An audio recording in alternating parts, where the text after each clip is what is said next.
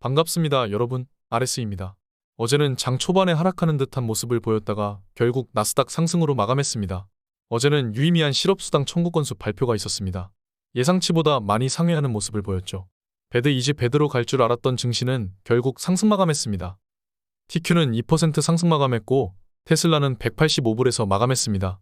장중 180불 이하로 내려가려는 움직임이 있었지만 강력한 지지로 작용하고 다시 상승한 모습입니다. 이제 다음 주는 CPI가 발표됩니다. 모두 다 예상하다시피 매우 낮게 나올 것으로 보고 있습니다. 여러분, 스파이는 지금까지 조정을 겪었음에도 410 근처에서 아직까지 머물고 있습니다. S&P 500은 4105입니다. 아직 제대로 된 조정을 겪지도 않았죠. 스파이 차트입니다. 390 근처까지 조정이 올 줄 알았는데 생각보다 잘 버티고 오늘은 상승으로 마감했습니다. 지금 증시는 줄타기를 하고 있는 것 같습니다. 모두가 비싸다고 합니다. 그러나 시장은 정답지나 마찬가지입니다. 어제 발표된 실업수당 청구 건수는 예측치보다 크게 상회했습니다. 무려 28,000건이 더 추가로 나온 것이죠. 실업수당 청구 건수가 예상치를 크게 상회했다는 것은 경기가 서서히 침체 국면으로 가고 있다는 것을 반증합니다. 기업들이 일자리를 구하지 않고 침체에 대비한다는 것이죠. 실업수당 청구 건수는 앞으로도 더 증가할 것으로 보입니다. 이는 주식시장의 호재로 작용할지 악재로 작용할지 모릅니다.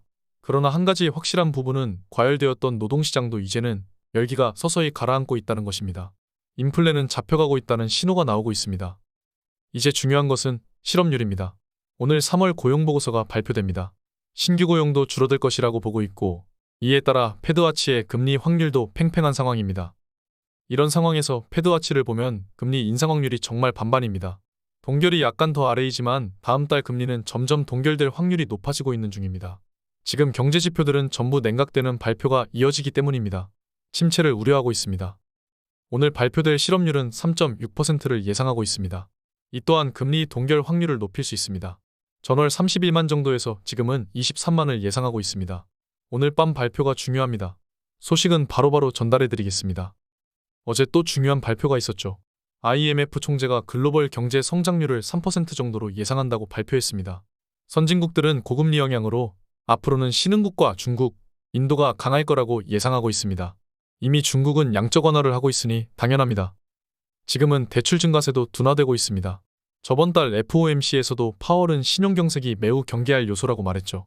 은행권 위기가 2008년도처럼 이어지지 않는 이유입니다. 신용위기가 바로 미국의 도산이기 때문입니다.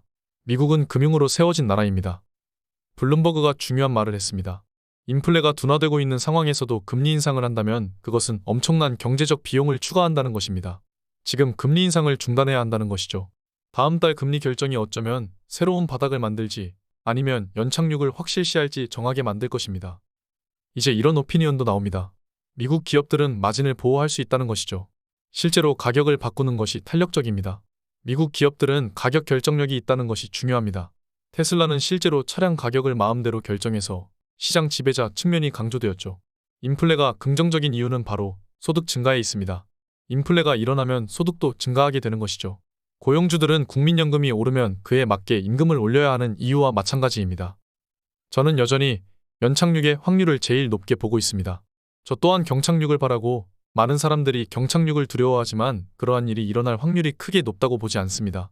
정말로 이번 금리 결정에 있어서 파월이 눈 딱 감고 동결 안 하고 인상해버리면 그때는 가능성이 올라갈 수 있겠죠.